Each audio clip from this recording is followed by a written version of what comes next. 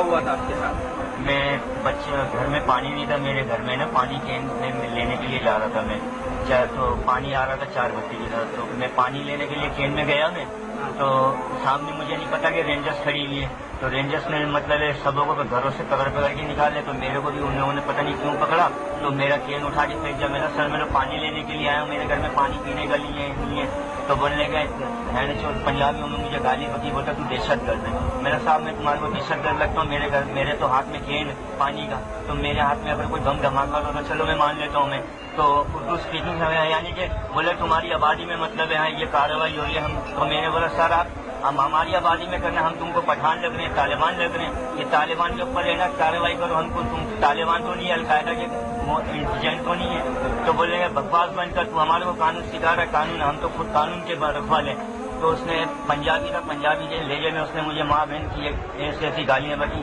کہ نہ برداشت کرنے والی بات ہے۔ کہیں اور نہیں دیکھا، نہ قصبہ نہ بنارس کے اندر دیکھا، جہاں جہاں مطلب ہے ان کے اکثر کے پٹھانوں کی پنجابیوں کی کہیں نہیں دیکھا، یہ مسلط ہمارے اوپر کیوں آ کے ایسا کیا جا رہا ہے؟ یہ اردو اسپیکنگ کے اوپر کہ ہماری غلطی یہی ہے کہ ہم اردو بولتے ہیں، پنجابی نہیں بولنا آتی، پنجاب کے اندر کیوں نہیں کیا جاتا یہ؟ پنجاب کے اندر یہ کارروائی کیوں نہیں ہے؟ ہم کیا انسان نہیں ہیں؟ ہم کیا مسلمان نہیں ہیں؟ کہ ہم کیا پاکستان کے لیے قربانی نہیں دی 47 کے اندر لگا کر اب تک؟